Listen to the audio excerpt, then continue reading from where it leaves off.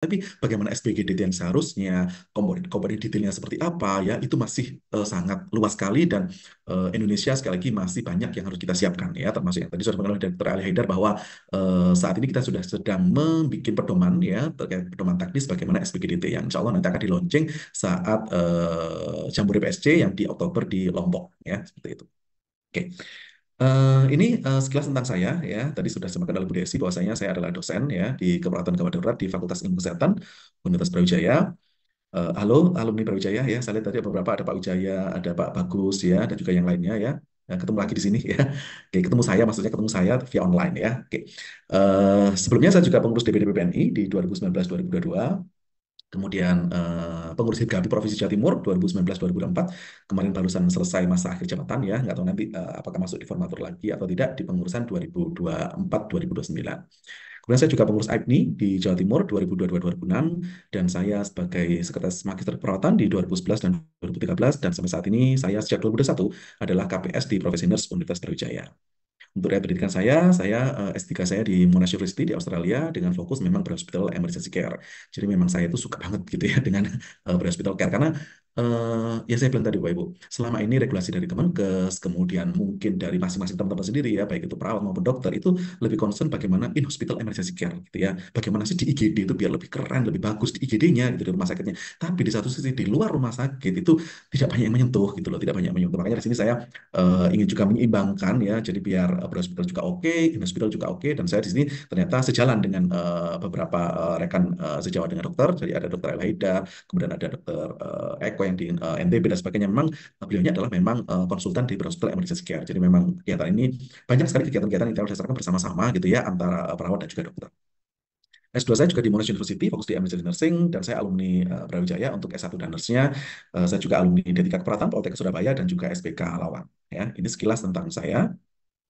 Oke, ini akan kita diskusikan Bapak Ibu selama kurang lebih 1 jam ke depan ya, bagaimana standar ambulan di Indonesia dan fase-fase panggilan ambulan. Jadi operasional ambulan itu nanti ada 2 item ini secara garis besarnya ya, bagaimana standar ambulan di Indonesia dan nanti kita akan diskusikan bagaimana fase panggilan ambulan. Dan ini sekali lagi memang PSC banget gitu ya, PSC banget ya. Yang pertama ini terkait dengan standar ambulan di Indonesia. Nah, tentunya teman-teman PSC sudah tahu nih mestinya gitu ya. Karena sebetulnya kalau di Indonesia sebenarnya sudah ada nih ya pedoman teknis ambulan yang diterbitkan oleh Kemenkes ya di Dirjen Yanmed, oh sorry, Yankes ya, Yankes di 2019 ya. Itu terkait bagaimana sebetulnya standar ambulan yang ada di Indonesia.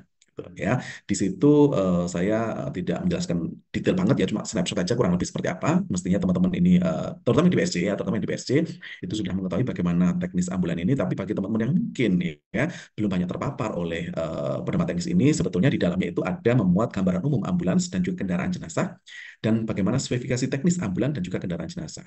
Tuh, jadi kalau misalnya teman-teman mau download boleh ya, tinggal aja nanti googling ya pedoman teknis ambulans, insya Allah nanti ketemu ya seperti itu. Kalau nggak nanti bisa jam saya juga ya, nanti saya kasih untuk soft copy-nya. Oke, nah kalau dari pedoman teknis itu, Bapak Ibu semuanya, ini kalau Dr. Ali Haidar tadi menyampaikan bahwa eh, transport itu ada yang basic, ada yang advance, gitu ya, ada yang BLS, ada yang ALS, ada ambulan BLS, ada ambulan ALS, ada ambulan basic dan ada ambulan advance, gitu. Nah, itu memang secara umum kalau kita lihat negara maju yang seperti itu. Habis ini juga akan ada saya sampaikan slide-nya seperti apa. Cuma masih kembali kepada bagaimana standar yang ada di Indonesia, gitu ya. Nah, kalau standar di Indonesia agak sedikit berbeda sebetulnya, agak sedikit berbeda dengan yang tadi disampaikan oleh Dr. Haidar dan bagaimana di negara maju. Indonesia, saya pedoman yang teknis tersebut ada ambulan transport sebutannya dan ada ambulan gawat darurat. Ya, jadi ada ambulan transport, ada ambulan gawat darurat.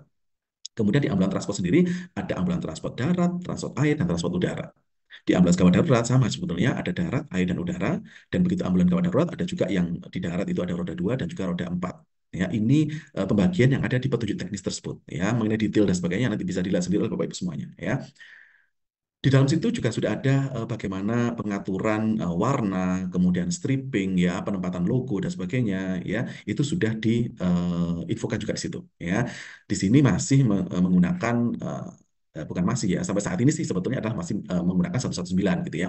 Walaupun sebetulnya saya bilang tadi di awal bahwa bagaimana berhospital care di Indonesia itu memang dalam tanda kutip ya masih hutan belantara gitu ya. Sehingga kalau kita lihat memang harapannya sebetulnya dengan petunjuk teknis di sini ya kalau saya melihatnya ya itu Kemenkes itu ingin menseragamkan ya ambulans seluruh Indonesia itu modelnya kalau gawat darurat ya seperti ini strippingnya merah gitu ya. Kalau ambulan transport maka stripingnya adalah kuning gitu, dan itu harapannya itu nanti seragam semuanya gitu ya. Jadi tidak seperti sekarang itu kan sangat bervariasi sekali gitu ya. Karena sekali lagi memang yang namanya hospital care di Indonesia sistemnya SPGDT-nya ya itu masih belum 100% bisa dilaksanakan dengan baik gitu ya. Kita masih banyak sekali pembenahan-pembenahan yang harus dilakukan gitu ya. Dan itu sekali lagi memang berawal dari regulasi dari Kemenkes gitu ya. Makanya di sini kita banyak apa namanya berdiskusi juga dengan Kemenkes bagaimana seharusnya dan sebagainya. Harapannya nanti agar yang hutan belantara tadi itu sedikit sedikit mulai terbuka gitu ya. Oh, ada jalannya yang lebih enak. Ada pohon yang tetap dilindungi. Ini tanaman-tanaman yang harus di babat ya, harus yang ditebangi dan sebagainya itu nanti bisa terlihat ya. Satunya dengan beberapa regulasi-regulasi yang akan launching dari Kemenkes gitu.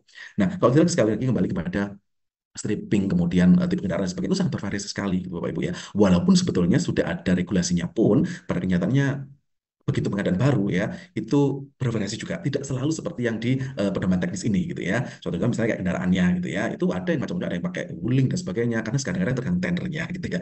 Nah itu banyak isu-isu yang ada di situ gitu ya, tapi sebetulnya sekali lagi kalau memang harapannya ke depan ya kita punya visi gitu ya, kita punya visi, punya cita-cita gitu ya, bahwasanya di Indonesia ini seperti ini nih tipe ambulannya, jadi tidak ada lagi yang berwar-wari dan sebagainya gitu ya. Pak nanti susah membedakan, nah bukan susah membedakan, sebenarnya ini malah yang ingin memastikan bahwa ini ambulan ambulan gawat darurat nih, ini ambulan yang transport dan sebagainya seperti itu. Karena kalau di negara maju itu memang seragam gitu ya, walaupun memang tetap ada ciri khas di masing-masing states. Kalau di luar negeri itu masing-masing provinsi itu punya kekhasan tersendiri. Nah, kalau misalnya kita mau mungkin seperti itu boleh tuh. Misalnya nih, basicnya tetap seperti ini seluruh Indonesia, tapi misalnya di Jawa Timur punya khas tersendiri, dikasih stripping lagi atau apa dan sebagainya boleh banget. Tapi seluruh Jawa Timur dan itu ada dasarnya gitu ya. Nah, itu yang kita belum sampai dengan ke situ gitu ya. Ini sekali lagi seperti ini ya. Dan sebenarnya dengan sistemnya juga dengan call center 119 itu pun juga sekali lagi secara regulasi memang seperti itu Bapak Ibu ya. Cuma pada kenyataannya kan sangat banyak sekali variannya gitu ya. Yang banyak yang kedua adalah 112 gitu ya. Banyak beberapa kabupaten kota yang tadi disampaikan oleh Pak Jaya, ada kurang lebih 514 kabupaten kota. Itu sampai saat ini, koreksi kalau saya salah, itu ada kurang lebih 365 yang sudah ada PSG-nya. Nah, itu kalau dari angka memang wah luar biasa nih gitu ya. Sudah ya berapa persen tuh ya? Sudah 60-70%, bahkan hampir 80% bisa jadi gitu ya. Itu sudah ada PSG. Cuma pada kenyataannya Bapak Ibu ya teman-teman semuanya, tidak semua PSG itu menjalankan fungsinya yang seharusnya gitu ya. Kadang-kadang hanya ada sekitar bentuk bangunannya oke ada PSG tapi tidak berfungsi gitu ya. Beberapa tempat ada yang seperti itu, tapi ada juga yang berfungsi keren banget gitu ya, berfungsi dengan baik, melibatkan berbagai ambulan dari berbagai fasilitas kesehatan dan sebagainya yang oke banget seperti yang seharusnya ya. Nanti yang saya bilang tadi, pelaksanaannya, implementasinya, walaupun sudah ada regulasinya, ya itu masih sangat bervariasi sekali, ya. Karena sekali lagi memang kalau kita lihat memang dari Kemenkes sebetulnya lebih kepada memberikan pedoman, memberikan guideline, memberikan regulasinya seperti apa, tapi pelaksanaannya kembali kepada kabupaten kota masing-masing, gitu, ya. Jadi bagaimana kabupaten kota itu menerjemahkan apa regulasi tersebut sehingga implementasinya benar, nah, itu yang kadang-kadang tidak selalu apa namanya sesuai dengan yang seharusnya seperti itu. Oke, logo-logo dan sebagainya termasuk juga seperti itu, dan ini spillnya ya. Nanti ke depannya bisa jadi ya, ini katanya sih sudah akan ada benar-benar diresmikan gitu ya. 119 akan berubah menjadi 112 gitu ya. Nah, itu nanti akan ada perubahan lagi mestinya ya dengan pedoman teknis ambulan juga, karena 119 bisa jadi gitu ya sudah tidak digunakan lagi. Nah, itu yang kadang-kadang ada beberapa tarik ulur juga ya, teman-teman yang memang selama ini sudah getol ya dengan 119 terus tiba-tiba berubah menjadi 112 dan sebagainya, itu ada sedikit ya beberapa sesuatu yang apa ya ya emosional dan sebagainya, karena sudah ini dan sebagainya sudah memperjuangkan dan sebagainya, tapi ternyata 112 dan sebagainya, kan banyak banyak hal gitu ya, banyak hal Bapak Ibu yang bikin apa namanya 119 ini tidak bisa berjalan dengan baik, terutama di daerah dan sebagainya, karena ya di beberapa daerah relatif mahal gitu ya, relatif mahal dengan menggunakan 119 ini. Dengan menggunakan 112 relatif lebih murah gitu ya, karena juga ada yang bilang juga gratis karena itu adalah fasilitas dari Kominfo dan sebagainya. Nah, itu yang menjadi isu di beberapa tempat menggunakan 112 gitu. Tapi sekali lagi itu sudah di apa ya, sudah dibahas, kemudian sudah akan dipikirkan seperti apa solusinya dan sebagainya oleh Kemenkes, dalam hal ini adalah Puskris gitu ya, sehingga nanti insya Allah akan ada launching juga aplikasi yang bisa digunakan ya pada saat Jambore PSC tersebut, terkait dengan bagaimana sistemnya ya yang akan bisa digunakan dalam pelayanan PSC di seluruh Indonesia gitu. Jadi Jambore PSC itu nanti akan, menurut saya sih akan ada sesuatu yang luar biasa gitu ya, dan akan bikin suatu perubahan yang menurut saya relatif masif gitu ya, karena ada beberapa regulasi yang baru, ada sistem yang baru digunakan dan sebagainya gitu ya. Jadi sangat-sangat berharap ya Bapak Ibu nanti bisa juga hadir di PSC Jambore PSC yang ada di Lombok pada 1 sampai dengan 4 Oktober ya. Oke. Nah, selain yang ambulans roda 4 ya, juga ada regulasinya bagaimana ambulan yang sepeda kayu dan juga ambulan motor ya. Itu juga sudah regulasi. Jadi kalau misalnya saya melihatnya sih lengkap sebetulnya ya, lengkap terkait dengan bagaimana regulasi, bagaimana teknisnya ambulan itu seperti apa, termasuk di dalamnya harus ada apa dan sebagainya, ada semua sebenarnya di pedoman teknis ambulan tersebut. Nah, itu di Indonesia gitu ya. Coba sekarang saya sharingkan bagaimana yang ada di luar negeri ya. Luar negeri dalam tanda kutip adalah negara maju ya, bukan negara yang lebih mundur daripada kita gitu ya. Tapi negara maju seperti apa gitu ya. Tadi sekilas sudah di-spill sama Dr. Ella Haidar bahwa ambulan di negara maju itu terbagi jadi dua. Ada ambulan basic, ada ambulan advance ya. Ada yang disebut dengan BLS ambulance, ada yang disebut ALS ambulance. Secara garis besar seperti ini Pak Ibu ya, secara garis besar. Mungkin di beberapa negara tertentu tidak menggunakan istilah basic sama advance ya. Bisa jadi gitu ya. Suatu contoh aja. Pengalaman saya di Victoria, di Melbourne, di Australia itu mereka tidak menggunakan BLS sama ALS, tidak. Tapi mereka menggunakan yang level awal langsung ALS gitu ya. Level yang basic itu langsung ALS, tapi ada tingkatannya lagi yang lebih tinggi lagi ya. Kalau di sini advance, kalau di sana namanya adalah MICA. Jadi Mobile Intensive Care Ambulance ya. Jadi istilahnya aja berbeda, tapi kurang lebih sama. Pembagiannya ada yang basic, ada yang advance gitu ya. Secara garis besar seperti itu ya. Dan itu Bapak Ibu tidak hanya ngomongin bentuknya yang berbeda, strippingnya yang berbeda, tidak ya, tapi juga dalamnya yang berbeda, fungsinya juga berbeda, SDM-nya di dalamnya juga berbeda, gitu ya. Jadi di sini kalau kita lihat memang BLS dan ALS ini berbeda, gitu ya, mohon maaf ini dalam bahasa Inggris ya. Jadi kalau kita lihat memang di sini BLS itu fokus pada bagaimana intervensi-intervensi, tindakan-tindakan, perawatan-perawatan yang segera untuk mempertahankan nyawa pasien. Ya, sedangkan kalau ALS itu lebih tinggi lagi gitu ya, ada high level of training, jadi SDM-nya tidak hanya sekedar yang 10B gitu ya, tidak hanya sekedar yang new entry, tidak hanya sekedar yang tadi disampaikan oleh Dr. Haidar, ada level-level dan sebagainya ya, tidak hanya basic seperti, tapi memang sudah punya pelatihan yang lebih tinggi. Alat-alat di dalamnya juga lebih banyak dan lebih advance, alat-alat di dalamnya ya. Otomatis kalau alatnya lebih tinggi, maka ya secara otomatis intervensi yang dilakukan juga lebih tinggi ya, sorry, lebih lebih lanjut, lebih advance gitu ya. Dan ini memang menangani kasus-kasus yang kompleks. Suatu contoh nih seperti ini realnya Bapak Ibu.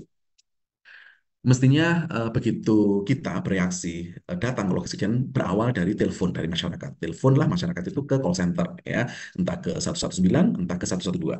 119 pun ada yang sudah bisa nyambung dengan lokal setempat, langsung nyambung dengan call operatornya setempat, ada juga yang masih nyambung dengan Kemenkes, ada juga gitu ya. Nah, dengan di kontak oleh masyarakat seperti itu, akhirnya call taker ya akan menerima, kemudian dia akan memilah nih kondisi emergensi atau tidak. Kalau misalnya ternyata kondisi emergensi gitu ya, ini asumsinya kalau di luar negeri ya, itu maka dia akan memilah juga kondisi emergensi seperti apa nih gitu. Jadi tidak hanya sekedar oke emergensi dan non emergensi, tapi di emergensi ini seperti apa di kondisi emergensinya gitu. Apakah ini kondisi yang memang membutuhkan seorang yang dengan ambulan yang advance, misalnya nih kondisi nyeri dada gitu ya, mengarah kepada ACS dan sebagainya. Maka yang diterbangkan, yang di dispatch, yang di assign, yang diperintahkan adalah ALS ambulance gitu. Tapi kalau misalnya ternyata keluhannya adalah mungkin let's say adalah demam gitu ya, muntah gitu misalnya gitu ya. Nah, itu mungkin yang di assign, yang di dispatch adalah yang BLS ambulans. Nah, dari situ sebenarnya penting banget ya seorang dispatcher ya memahami bagaimana mengorek informasi sehingga masyarakat itu bisa memberikan kejelasan kasusnya seperti apa, sehingga dari informasi yang didapat oleh dispatcher tersebut, seorang petugas dispatcher bisa memberangkatkan ambulan yang sesuai. Ya, dan itu tidak mudah ya, dan itu tidak mudah sampai saat ini. Dispatcher itu lebih banyak adalah kalau di Indonesia adalah tenaga kesehatan, entah itu perawat atau bidan. Ya, walaupun sebenarnya kalau di luar negeri itu orang awam juga bisa, tapi yang dilatih gitu, ada kursusnya tersendiri gitu ya. Ya. Nah, ini ambulansnya. Jadi ada ambulan basic, ada ambulan yang advance dengan masing-masing punya peran sendiri-sendiri gitu. Ya. Nah, saya bilang tadi, selain memang ambulannya ya, yang memang di dalamnya peralatan juga ada yang basic, ada yang advance ya, ternyata petugasnya juga begitu gitu ya. Petugasnya juga begitu. Jadi kalau di luar negeri itu Bapak Ibu ya, itu petugas ambulan itu memang bukan perawat, bukan dokter. Ya, di luar negeri negara maju, ya. Itu mereka ada yang menyebutnya EMT, ya. Kalau di Amerika, kemudian di Singapura, di Filipina, ya, Taiwan dan sebagainya, mereka menyebutnya adalah EMT, ya, dengan level-levelingnya, gitu. Jadi kalau misalnya EMT basic, maka mereka stay-nya dia akan mengendari ambulan yang basic juga, gitu. Tapi begitu dia sudah yang EMT-nya yang sudah senior, yang sudah mengikuti pelatihan beberapa item dan sebagainya, maka dia bisa naik level menjadi seorang EMT paramedik gitu ya, dan itu dia bisa mengendarai mobil yang ILS ambulance yang advance, di dalamnya juga alat-alatnya juga advance, skillnya juga dia bisa melakukan tindakan-tindakan yang advance gitu ya. Dan ini sekali lagi yang tadi sama oleh Dr. jangan terlalu apa namanya apa ya, sensitif dengan istilah paramedik ya, di Indonesia kita belum punya ya, tidak apa-apa. Karena memang sekali lagi teman-teman kita perawat yang banyak bekerja di ambulans ya, tidak apa-apa kita berkembang dari perawat gitu ya. Jadi perawat-perawat kita empower, kita tingkatkan kompetensinya, skill dan pengetahuannya bagaimana memberikan pelayanan di ambulans ya. Kita harapannya sih seperti standarnya bagaimana EMT ya, Emergency Medical Technician ya, itu melaksanakan tindakan di ambulans ya, seperti itu. Kalau di negara-negara Inggris dan persemakmurannya, mereka tidak mengenal EMT, mereka mengenal langsung paramedik gitu ya. Jadi ada yang ALS paramedik, ada yang MICA paramedik, contoh-contoh di Australia seperti itu ya. Jadi intinya sih ada yang basic, ada yang advance, dan mereka memang didik khusus untuk bisa bekerja di ambulans, Bapak Ibu. Ya, jadi sekali lagi mereka bukan perawat, bukan dokter. Nah, terus perawat bekerja di mana gitu ya, dokter bekerja di mana gitu. Nah, perawat itu bekerjanya di IGD. Ya, jadi begitu ada telepon masuk, kondisi gawat darurat, maka ambulan yang akan datang. Dan ambulan itu memang bukan perawat, bukan dokter gitu ya.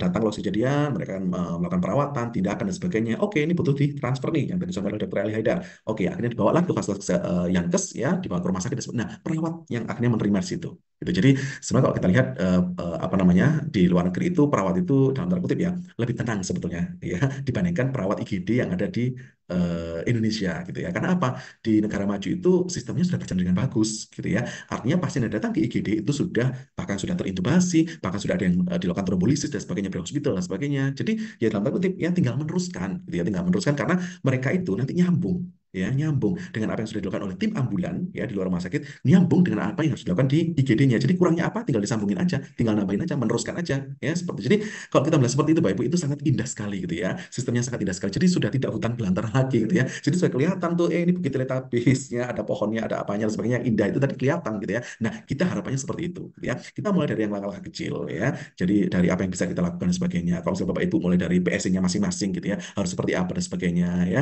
Itu bisa ya termasuk dengan seperti ini Bapak Ibu, dengan mengikuti webinar series dari Kemenkes ini bisa memberikan gambaran yang lebih gitu ya, seperti apa yang seharusnya gitu. Jadi eh, jangan meninggalkan core fungsi utama daripada PSC gitu ya. Karena selama ini kalau ada beberapa di daerah gitu ya, yang PSC itu ternyata fokusnya tidak hanya yang boleh sih sebenarnya tidak melarang juga gitu ya. Cuma core utamanya jangan, misalnya nih melakukan home care, kunjungan rumah rawat luka gitu ya. Ya boleh sih, cuma apakah kondisi emergensi sudah tertangani dengan baik, apakah kerjaan utamanya itu menjadi di sistem layanan gawat darurat sudah oke banget gitu ya, sehingga ada side job dalam tanda kutip ya, ada side menu yang ditawarkan oleh PSC sehingga dilakukan itu dan sebagainya. Nah, itu menjadi apa namanya refleksi buat kita masing-masing gitu ya. Oke. Nah, ini contoh saja Pak Ibu ya, contoh saja nih ya. Kalau IMT dan paramedik ya, oke, mohon maaf sebelum saya lanjutkan. IMT ini jangan mix, jangan campur dengan terminologi IMT dalam disaster. Ya, IMT ini ada kalau dalam kita sering ngobrol ya, itu ada dua definisi yang berbeda ya. Jadi kalau yang IMT yang dalam disaster itu adalah Emergency Medical Team ya, tim penanganan bencana itu IMT ya, yang sekarang mungkin tergabung dalam TCK ya, tenaga cadangan kesehatan. Nah, kalau IMT dalam yang EMS dalam SPGDT sehari-hari ya, EMT ini adalah Emergency Medical Technician. Ya, jadi bedanya T-nya technician sama T-nya tim. Ya, kalau di bencana itu tim ya, kalau di sehari-hari adalah technician.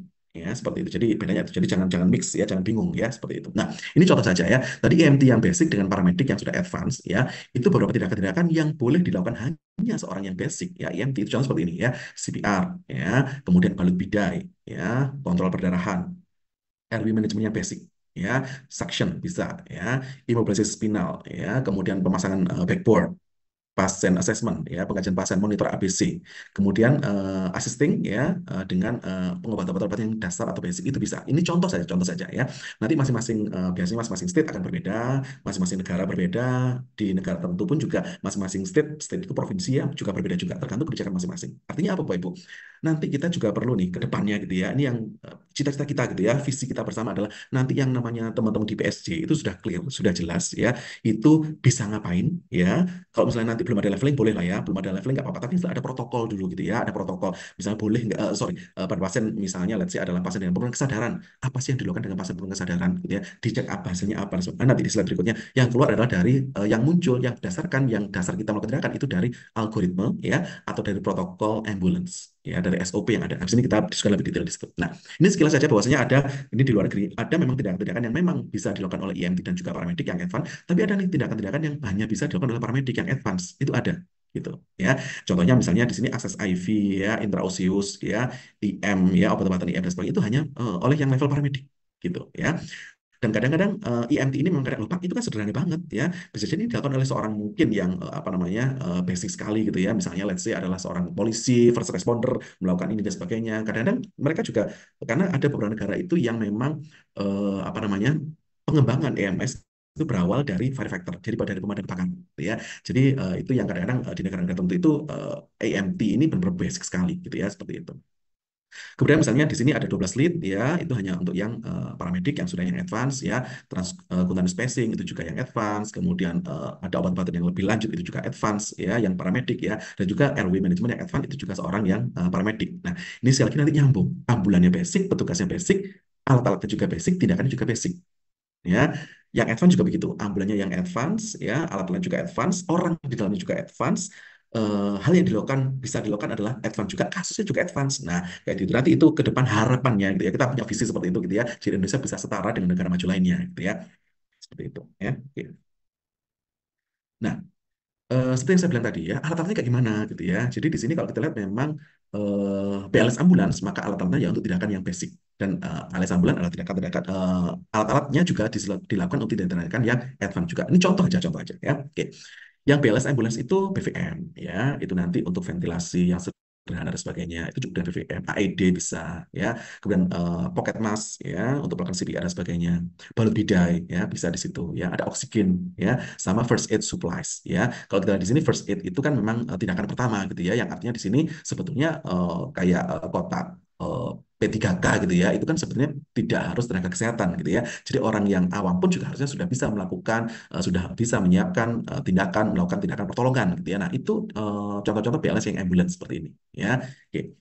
Ini seperti ini kalau yang advance ya, tentunya lebih advance lagi alat-alatnya. Bisa ada cardiac monitor, bisa ada DEFib di situ, ya.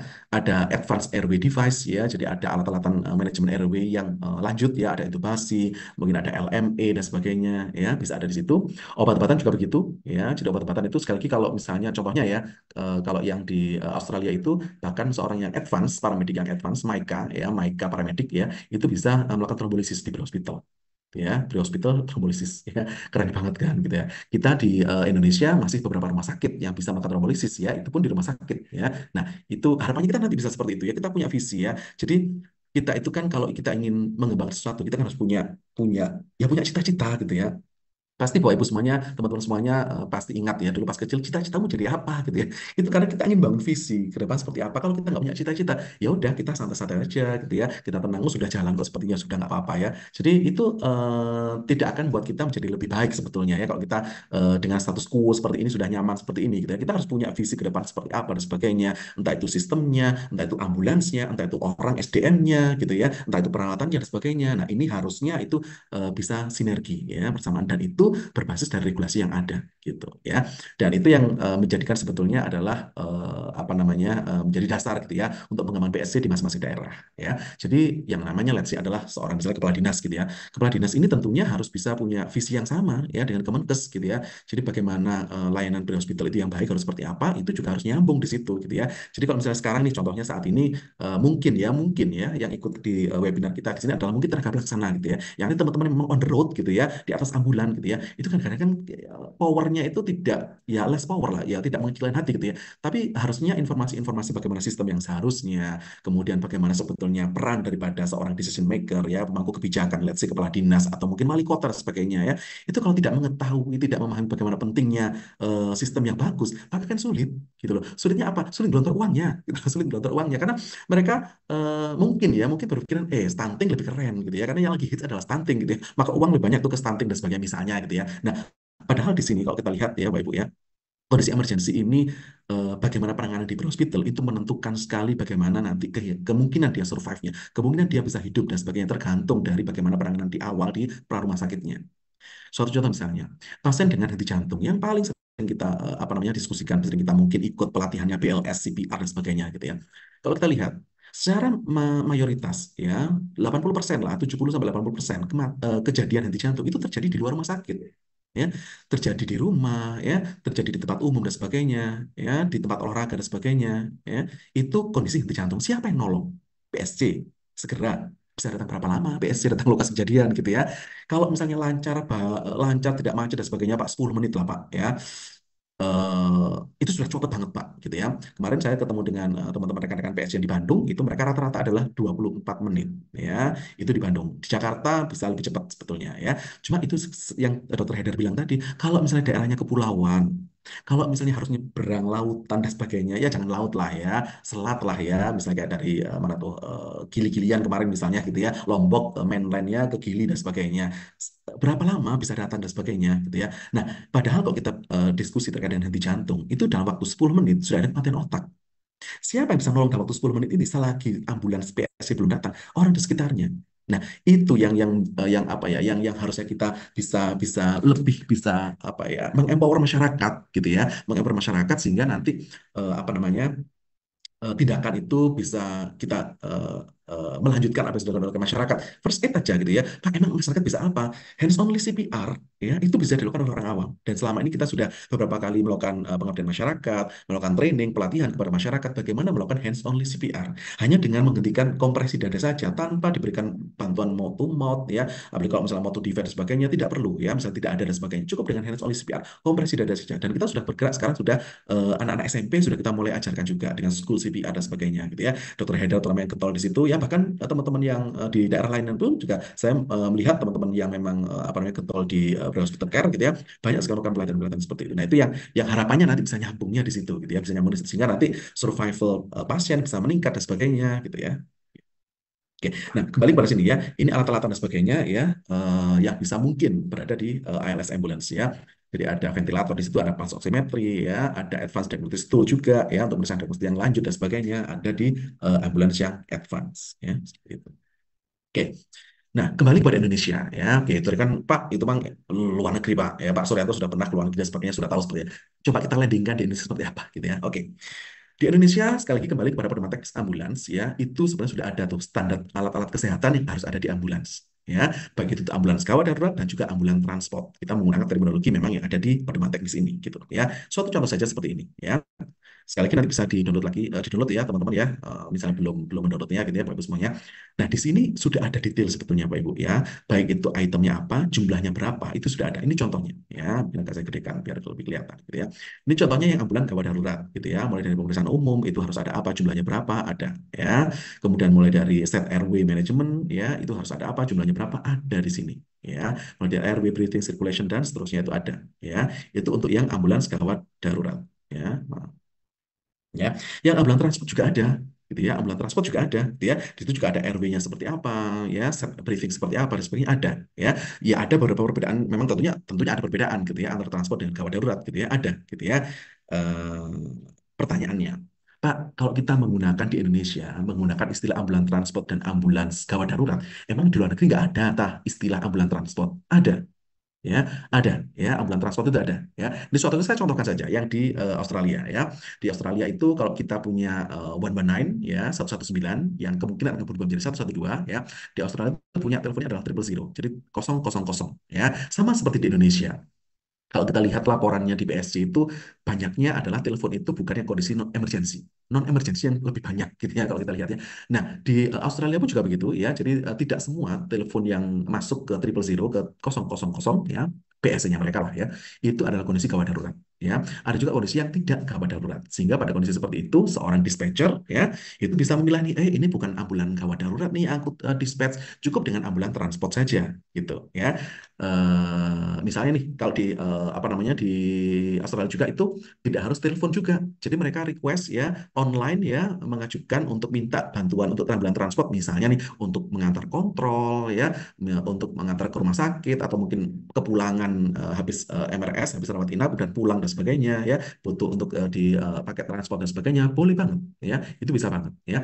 Dan ini semuanya juga dikelola oleh pemerintah. Nah, kalau di Victoria nih khususnya ya, kalau ambulance itu adalah namanya adalah ambulans Victoria, ya, ambulans Victoria yang memang memberikan layanan terkait dengan emergency, ya. Yang non emergency ya namanya adalah non emergency patient transport, ya. Ini contohnya mobilnya seperti ini ya. Kurang lebih ya tampilannya sih kayak ambulance gitu ya, tapi ini hanya transport saja, ya, hanya transport saja untuk kondisi-kondisi yang non emergency. Nah, sekilas nih yang sudah dilaksanakan di beberapa teman-teman ya yang ada di terutama di Jakarta ya di P3D ya itu juga melaksanakan juga tuh yang ada melayani ya melayani apa namanya penjemputan pasien kemudian mengantar kontrol dan sebagainya mengantar pulang ke rawat inap dan sebagainya mereka juga melayani which is ya kurang lebih seperti yang sudah ada di negara maju gitu ya jadi kalau saya melihatnya memang di DKI Jakarta ya itu yang paling keren sebetulnya ya bagaimana melaksanakan sistem di hospital itu ya kurang lebih sudah sama seperti yang ada di negara maju gitu ya. Nah, sebetulnya kalau kita lihat kembali kepada Indonesia bahwasanya kita punyanya adalah terminologi yang digunakan adalah ambulan transport dan ambulan gawat darurat ya. Sebetulnya mungkin ya ini hanya idenya Suryanto dan apa namanya yang tidak tahu apa-apa sebetulnya ya. Mungkin bisa juga nanti itu perlu direvisi gitu ya teknis ambulan pedoman teknis ambulan ini karena kalau saya melihatnya memang sebenarnya ambulan transport itu setara dengan ambulan basic sebetulnya gitu ya. Dan ambulan gawat darurat itu setara dengan ALS ambulance ya advance dan tetap nanti perlulah dikaji ulang bagaimana alat-alat dan sebagainya. Dan itu nanti memang identik dengan SDM-nya gitu ya. Jadi orang yang berada di ambulans yang basic ya, yang ambulans yang saat ini mungkin disebut dengan transport gitu ya. Nah, itu memang orang-orang yang memang mungkin pengalamannya belum tidak sepanjang, tidak seluas yang nanti akan berada di ambulans advance dan sebagainya seperti itu ya. Ini masih saya akan masih tanda tanya ya. Jadi nanti mungkin perlu dipikirkan ya PR-PR-nya. Oke, kemudian terkait dengan standar peralatan gitu ya. Kalau di Indonesia tadi sudah saya snapshot ya, bagaimana harus ada RW-nya seperti apa, jumlahnya berapa gitu ya. Nah, kalau kita lihat di negara maju pun juga begitu ya, sudah ada standar ambulan itu alat-alatnya harus ada apa saja ya. Kalau secara garis besar ada dua, Bapak Ibu semuanya, teman-teman semuanya, ada bahan medis sama ada bahan non medis ya. Jadi ada yang kaitannya memang dengan medical, ada yang kaitannya dengan tidak berkaitan dengan medical ya. Contohnya seperti ini ya. Oke, yang bahan medis ya itu ada yang portable, ada yang nempel di ambulan. Ya, jadi ada yang portable ya, yang seperti ini saya kasih lingkaran ini ada yang warna hijau, ada yang warna merah ya. Ini satunya adalah alat, satunya adalah obat-obatan. Ya, jadi ini saat datang ke lokasi kejadian, maka ini yang ditenteng oleh petugas ambulan. Ya, yang dibawa mendekati sampai dengan dekat ke pasien. Ya, itu adalah yang portable. Ya, bisa digunakan jump kits bisa atau first aid bags juga ada, first aid box juga ada. Ya, istilahnya macam-macam. Yang jelas ini harus tahan air ya, karena bisa jadi kita hujan-hujan dan sebagainya. Ya, Eh, datang ke lokasi pasien dengan kondisi yang itu hujan gitu ya. Jadi harus dipastikan ditahan air dan sebagainya. Ya, kemudian yang kedua adalah yang nempel di ambulans. Ya, yang berada di ambulans ya itu ada dua itu ya bahan medis itu.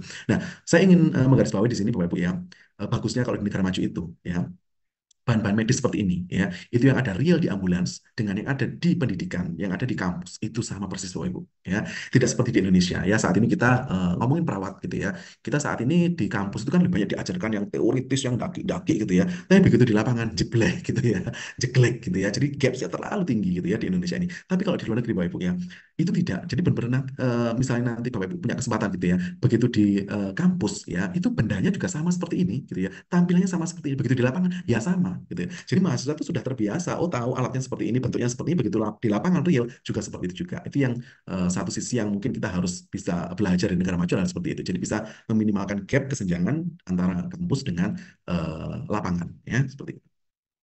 Kemudian bahan non medis, ya bahan non medis ini termasuk APD, ya APD itu tidak hanya sekedar handscoon, masker dan sebagainya, cuma juga kalau misalnya itu adalah sepatu yang safety, gitu ya, karena ini di lapangan, gitu ya, pas sepatunya safety karena harus pakai baju yang memang eh, apa namanya benar-benar mungkin tahan api dan sebagainya gitu itu harus dipertimbangkan Bapak Ibu karena sekali lagi kalau di luar negeri itu ya itu terutama di Amerika kalau misalnya Bapak Ibu baca textbook yang berbasis Amerika pre-hospital care EMS system ambulance services berbasis Amerika maka mereka banyak menampilkan foto-fotonya itu petugas ambulan itu adalah pemadam kebakaran ya petugas pemadam kebakaran karena memang mereka memang berbasis adalah fire fighter ya jadi berbasisnya adalah dari pemadam kebakaran gitu jadi mereka ya tahu sendiri bagaimana pemadam kebakaran itu ya secara bajunya itu kelihatan beda gitu ya dengan yang ambulans yang berbasis memang yang tidak berbasis fire fighter ya tidak berbasis pemadam kebakaran ya. Oke. Kemudian di ambulans harus ada juga peralatan tambahan seperti pemadam api ya suar ya atau flares ya kemudian traffic cone ya rompi reflektif ya itu juga harus ready. Maps ya itu juga penting banget Bapak Ibu ya karena terutama untuk daerah-daerah yang mungkin macet dan sebagainya sehingga tahu tuh begitu di Google Maps bisa pakai Google atau pakai GPS ya. Kalau mau pakai GPS akan lebih baik ya. Itu, nah itu tahu tuh mana yang macet dan sebagainya. Itu bisa diarahkan mana yang lebih cepat dan sebagainya. Gitu. Nah yang penting juga di sini Bapak Ibu adalah protokol ya atau manual prosedur atau SOP ambulans atau protokol ambulans. Ini penting banget Bapak Ibu. Ini abis ini akan saya spill ya. Apa sih sebenarnya dimaksud? Kalau dari SOP, iyalah kita sudah kurang lebih tahu ya. Nanti coba kita lihat detailkan ya di slide berikutnya. Kemudian ada peralatan komunikasi, tentu banget ya. Mau pakai radio kayak, mau pakai apapun ya, pakai HT, radio medik dan sebagainya, baik yang nempel maupun yang portable bisa dibawa kemana ya. Itu ada peralatan komunikasi yang mendukung ya untuk di non medisnya. Nah, saya tadi spill mau ngomongin terkait dengan protokol ambulans ya. Jadi begini Bapak Ibu, di sekali lagi bagaimana kita bekerja, entah itu perawat, entah itu misalnya nanti karena kemarin ada juga dokter Pak, kita ada dokter juga yang di atas ambulan gitu ya. Pada situasi di mana mungkin kalau ada dokter mungkin ada dokter penanggung jawabnya, which is enak banget sebetulnya ya kalau ada dokter, tapi tidak semua tempat bisa menghadirkan dokter di atas ambulan ya, karena dokter hanya konsulen saja gitu ya. Nah, kebanyakan perawat yang bekerja di atas ambulans ya itu tentunya kita akan menangani pasien. Nah, kalau di luar negeri Bapak Ibu, itu memang ada seorang medical directornya, ada namanya ya, medical director itu semacam kayak ya kalau misalnya kita pengarah medis lah ya, seorang dokter yang bisa mengarahkan gitu ya. Nah, itu ada semacam kayak bosnya lah gambaran kasarnya ya, bosnya layanan sistem ambulans di daerah tersebut gitu. Nah, yang di atas ambulans ada petugas ambulans yang tadi entah itu paramedik, entah itu EMT, entah itu perawat misalnya gitu ya. Perawat yang di atas ambulan itu Bapak Ibu itu hanya di negara tertentu saja ya. Swedia contohnya itu memang negara yang memang memperkerjakan perawat di atas ambulans ya, tapi mayoritas negara maju bukan perawat memang ya, bukan perawat. Nah, siapapun yang bekerja di atas ambulan itu nanti harus bekerja sesuai dengan SOP. Benar nggak Bapak Ibu? Ya, betul ya. SOP itu berupa algoritma. Benar nggak Bapak Ibu? Yes, ya. Jadi ketemu pasien dengan misalnya nih penurunan kesadaran harus diapakan sih? Harus dicek apa sih? Gitu ya. Diceknya sudah oke. Kalau misalnya hasilnya let's say, gula darahnya gitu dicek ya. Gula darahnya rendah misalnya. Kalau gula darah rendah, dia rendahnya serendah apa? Kalau rendahnya rendah banget, maka harus diapakan. Kalau rendahnya nggak rendah banget, gitu ya, ada range-nya misalnya sekian gram per desiliter dan sebagainya gitu ya. Ada di situ langkah-langkah yang dilakukan. Ya, nah langkah-langkah itu loh, itu berasal dari SOP tersebut. Entah bahasanya SOP, entah bahasanya algoritma, entah bahasanya protokol. Tapi yang secara umum adalah ambulance protocol namanya. Ya, contoh ini yang saya contohkan di sini adalah ini punyanya di Victoria, namanya adalah Clinical Practice Guidelines. Atau dari St. John's ini adalah Clinical Procedure and Guidelines. Ya, di dalamnya ngapain sih, isinya apa gitu ya. Jadi di sini lebih pada kayak pedomannya ya, kitabnya petugas ambulan gitu ya, kitabnya petugas ambulan ya. Jadi begitu menemukan ketemu dengan kasus tertentu, aku harus ngapain nih, periksa apa, hasilnya gimana, aku harus berikan apa, dosisnya seberapa, gitu ya. Itu ada di situ ya, prosedur rekomendasi tindakan. Ada juga prosedur keterampilan, gitu ya. Jadi tindakan itu harus melakukan seperti apa dan sebagainya. Hal Pak, ini SOP kan itu sudah dipelajari di kampus, Pak. Bukan itu maksudnya ya, tapi lebih baik kayak consideration gitu ya. Kalau misalnya nih, kalau misalnya pasang apa namanya LME misalnya gitu ya, apa sih yang harus diperhatikan dan sebagainya, size-nya kayak gimana dan sebagainya, ukurannya, mungkin komplikasi-komplikasi yang bisa muncul apa dan sebagainya. Itu semacam kayak reminder dan sebagainya seperti itu ya. Bisa dibedakan antara dewasa dan anak, bisa juga ya. Jadi di dalam ini ada yang untuk pendekatan pasien dewasa seperti apa, pendekatan pasien anak seperti apa, terutama dosis pasti akan berbeda gitu ya. Dan kasus diberikan sudah kasus yang sering terjadi di lapangan. Nah, ini antara misalnya let's say ya, ambulan Victoria dengan Saint John yang di bawah ini tentunya berbeda. Karena bisa jadi kasus-kasus yang ditangani ya itu berbeda. Maka ambulan protokol ini sangat-sangat bisa modificable banget, ya bisa dimodifikasi banget gitu ya. Kemudian obat dan alat juga disesuaikan dengan ketersediaan dan kemampuan. Gitu ya. Nah, ini saya mencoba merefleksikan dengan yang ada di Indonesia. Pak, kita punya Pak ambulan algoritma dan sebagainya, punya Kemenkes, ya ada. Yes, ya, oke. Tapi sebelum kita melihat kayak bagaimana di Indonesia, ini saya contohkan aja, saya spill aja ya. Contohnya ini di sini ya. Ini contoh pada kasus ACS ya. Jadi di sini kalau kita lihat di sini sudah ada kodenya gitu ya. Sudah ada kodenya CPG A0401 itu kodenya ya. Jadi ini adalah Clinical Practice Guideline ambulan protokol nomor sekian nih kodenya. Semacam kayak misalnya kita misalnya perawat ya. Kita punya di 3S ya, SDKI, CG, SLKI itu kan ada kode-kodenya. Ya kurang lebih seperti itu ya. Oke. Nah, ini contoh seperti ini ya. Saya agak berikan ya suatu contoh misalnya. Apa yang harus dilakukan? Oke, ada pengkajian. Apa yang harus dilakukan? Pengkaji apa? Ya, ada sign and symptom, ada 12 lead ECG, ya. Kemudian misalnya sudah ada resep yang sudah dia punyai, contohnya aspirin dan nitrogliserin sudah ada belum? Gitu, ya. Begitu yes di sini, ya, maka di sini harus ada request early MICA. Ya, kalau misalnya memang ini di suspeknya ini kurang lebih kayaknya STEMI, ini mengarah STEMI, maka ini harus request early MICA itu tadi yang advance. Ya, jadi pada kondisi seperti ini itu harus yang advance yang bisa datang ke situ. Atau bagian bisa adalah aeromedical gitu ya, bisa juga dengan langsung diterbangkan gitu ya untuk menuju rumah sakit gitu ya yang bisa nanti kateterisasi, kemudian PTCA dan sebagainya, artinya ke situ. Ya, itu. Nah, kemudian begitu ini ya apa yang harus dilakukan? Ada di sini actionnya dengan memberikan aspirin atau nitrogliserin. Kemudian pada kondisi-kondisi yang hipertension, ya hipertensi dengan sistoliknya berapa, distolik berapa dan sebagainya, tindakannya apa dan sebagainya. Ini clear semua termasuk dosis-dosis dan sebagainya, Bapak Ibu. Nah, seperti ini butuh kita untuk bisa memberikannya dan itu harus ada dasarnya gitu ya. Dasarnya adalah dari ambulan protokol ini dan dibikin oleh siapa? Medical Director.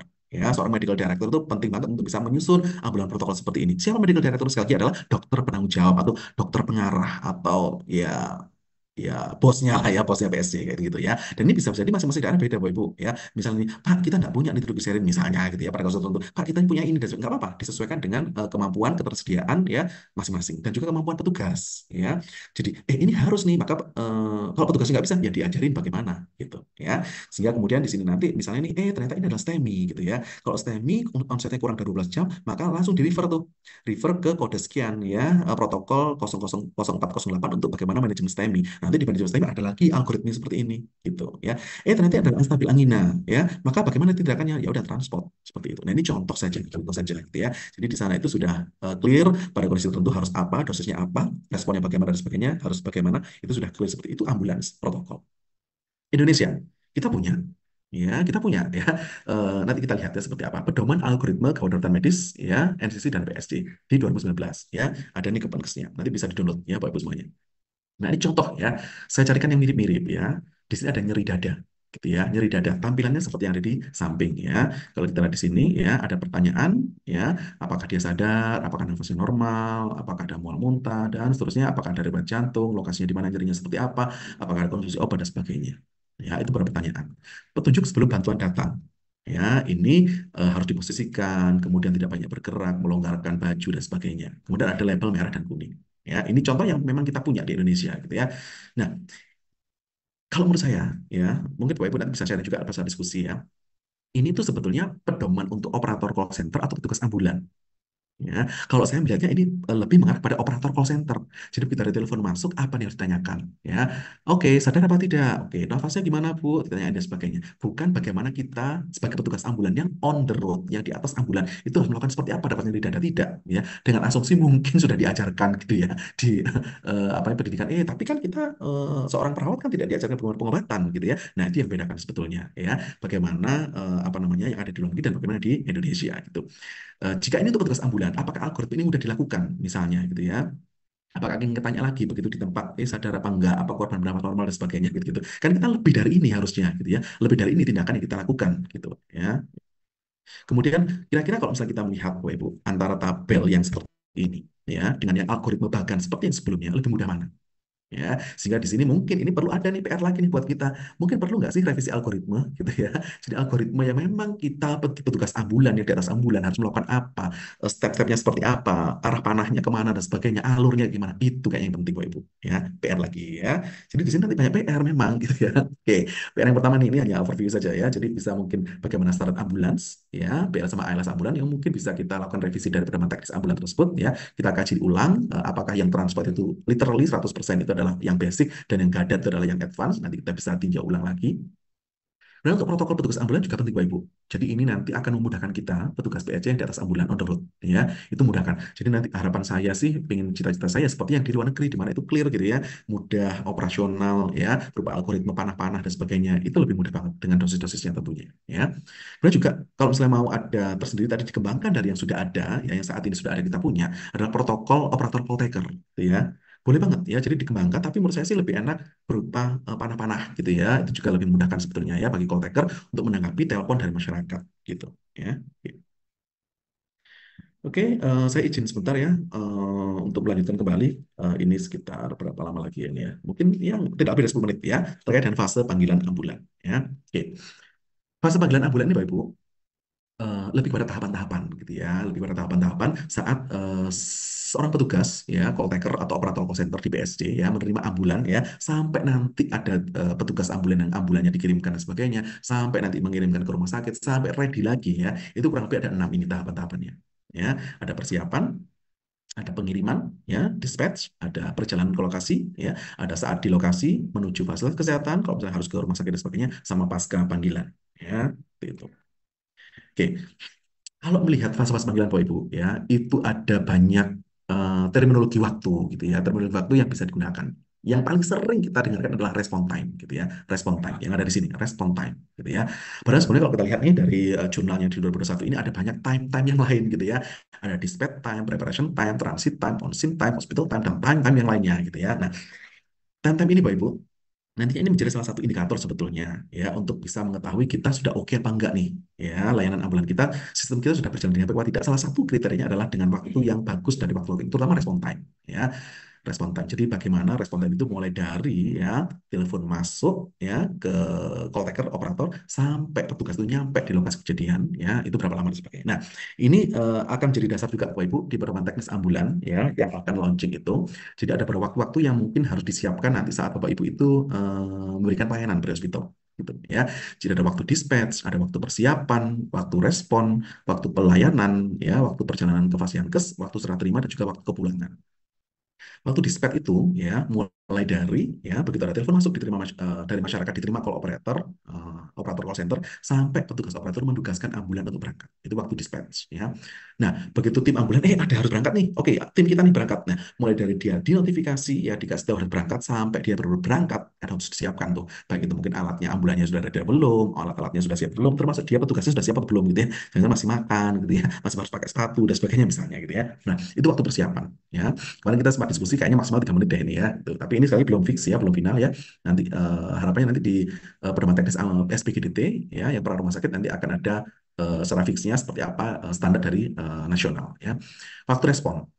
Nah, nanti ini sekali lagi mulai dari telepon masuk ya sampai kita sampai di lokasi kejadian itu berapa lama gitu. Dan begitu kita di lokasi kejadian, kita berikan tindakan adalah waktu pelayanan ya, penanganan di lokasi. Butuh nih dibawa ke rumah sakit. Begitu kita start dari lokasi kejadian ya sampai di fasiankes adalah waktu perjalanan